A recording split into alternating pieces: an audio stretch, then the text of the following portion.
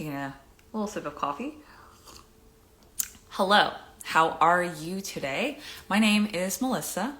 I'm an embodiment and energy coach for women. I absolutely love what I do. I help women to awaken to their power within so that they can manifest the life that they desire, and that's through embodiment and energy work.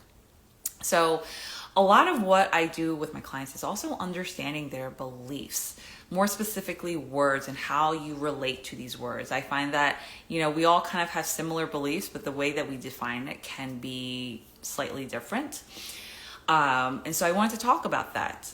Words are extremely powerful. They are spells, quite literally. And so we have to understand, though, with words and with any tool, we can use it to either empower or disempower ourselves. It's really up to us. Like, I was having a conversation with a friend, and I remember telling this person, I'm like, oh, technology is evil, yada, yada, yada. But that's because I had that perception of things being good or bad, and also underneath it, there was this belief that, I am lacking, and I'm not going to go into it, but I was seeing that tool as a bad thing. But what I realize now, I'm like, oh my gosh, no, technology is beautiful. It has given me ways to connect more deeply within myself because I have access to all this different information. I'm able to share that with my clients via Zoom and do work from home. There's just unlimited possibilities of financial income on the internet and using technology, and really it is such a wonderful tool. It's just about, again, being anchored and grounded in your knowing as who you are, and not operating from the subconscious place where you are chasing things.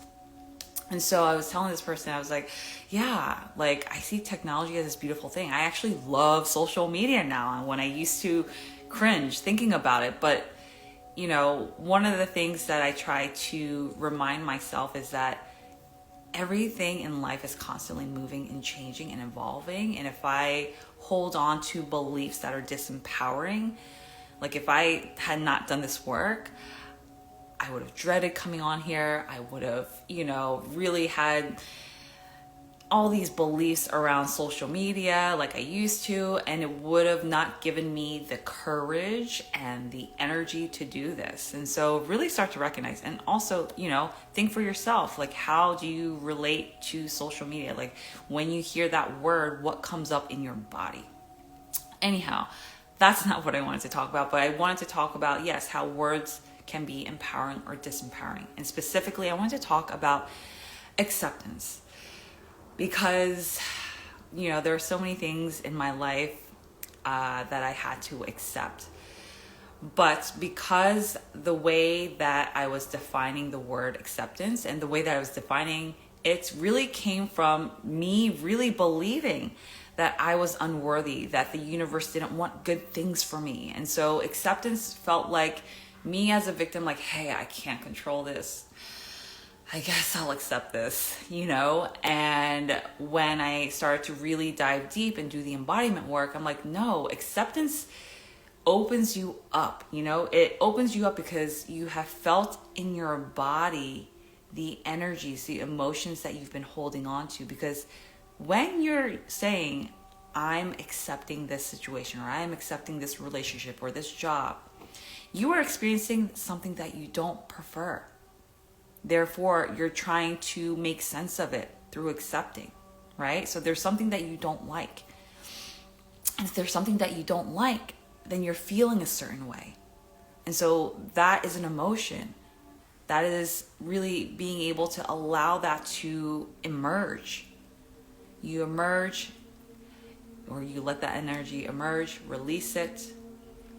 It processes, and then that's how you find that clarity within you, then to decide for yourself, like, okay, can I stay in this relationship? Can I stay in this job and still feel empowered as an individual? Or do I have a desire to leave, and having the courage to leave, knowing that you want more and not feeling bad about it? That's the difference. Acceptance is supposed to be, I won't say supposed to be, You can choose. Acceptance can be empowering like that, or disempowering where you're just like, ugh, like in this victim.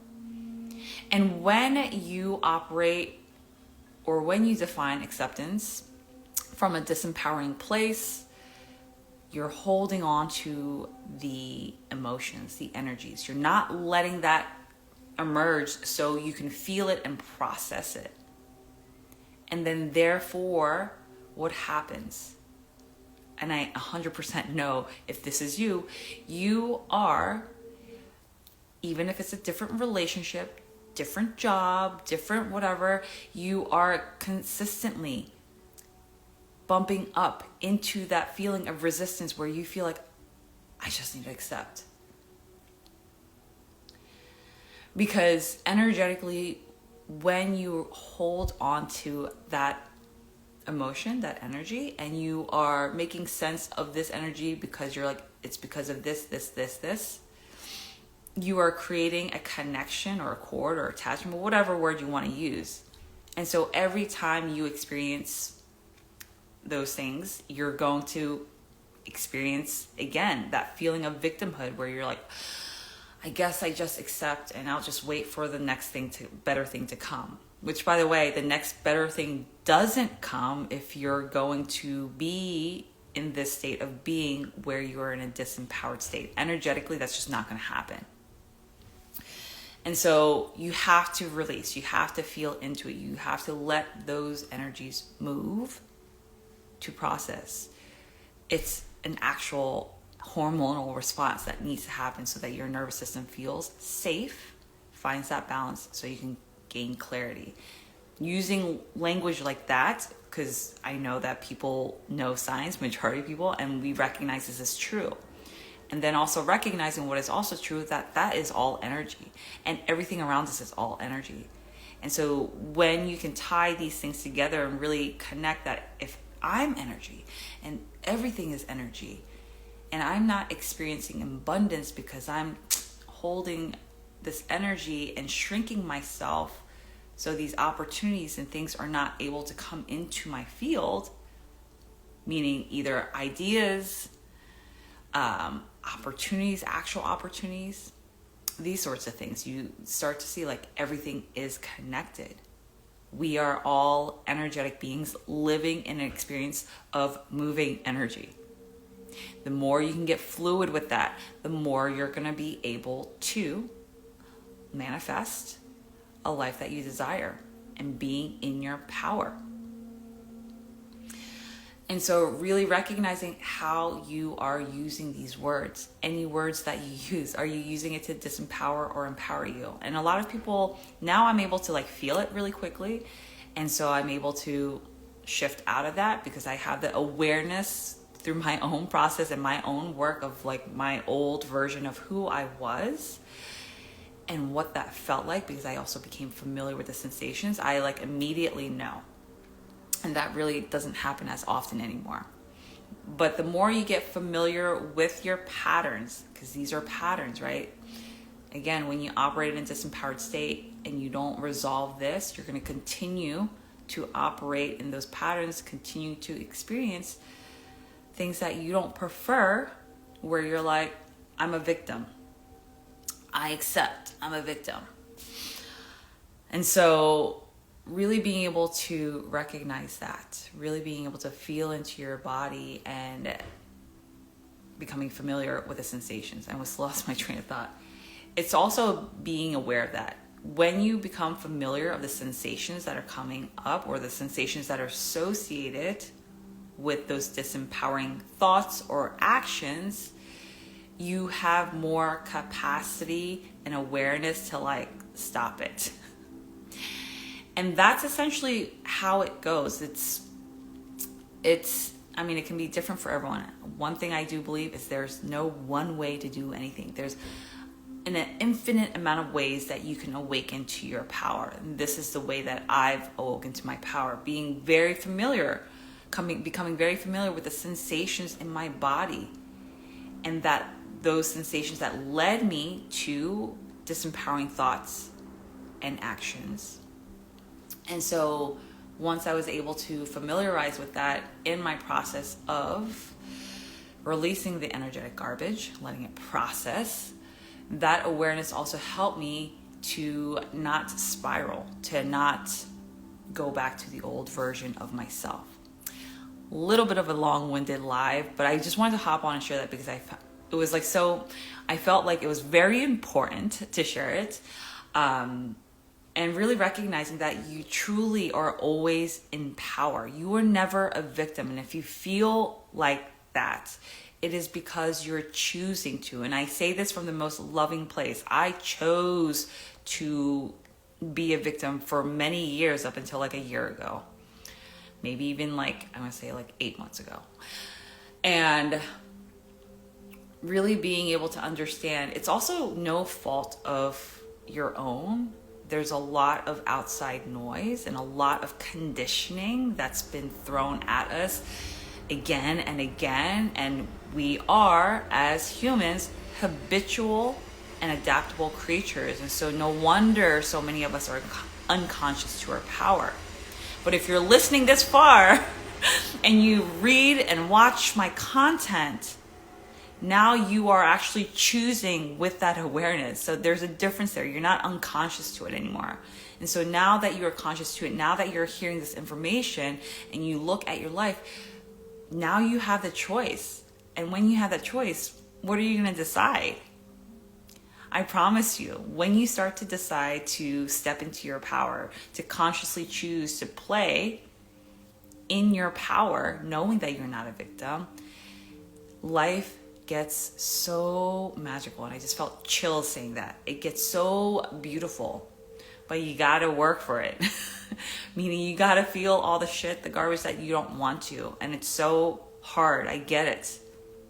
But it's also the part of life, right? You work hard at something and you really enjoy the efforts and the creation that comes out of it. But this, working hard for yourself, your body, I don't think anything can match that. Your body, and I'm not talking about like working out, but your body in a sense where you're feeling into your own experiences, validating yourself, loving yourself unconditionally, letting your anger, sadness, all of the quote unquote bad emotions come up and be felt, and loving all of it and loving who you are in that experience. It's so, so beautiful. And then you start to realize like, oh, this is my purpose in life. This is the whole point of life. I spent so many years like really thinking about like, what is a point of life? It's that. To feel, to fucking feel, guys. That is the point of life. To feel all the highs and lows and in between. And to know that you are so worthy and that you were meant to be here, that you're not here by accident, that the universe, God, loves you and wants you to be here.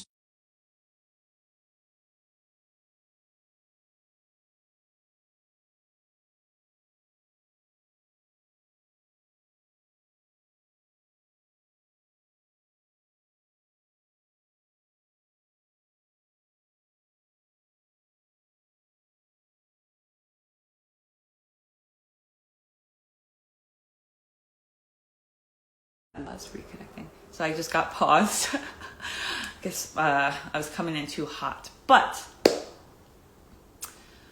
as women, you know, we are not victims.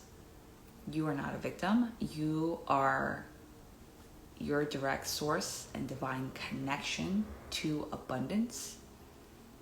And truly, the purpose of you being here is to feel the wholeness of who you are. And in that, your gifts come through, your energetic being just fucking explodes, and then you're able to have the capacity to just do things, like you get excited to do things. And not only that, because you are this tuned in and this excited, the universe feels that. Like I said, we are energetic beings, have an energetic experience with everything that is energy. And so we call in more of that abundant energy. What we put out is what we get. Not through effort, but through energy, through embodiment. And so I gotta get to work.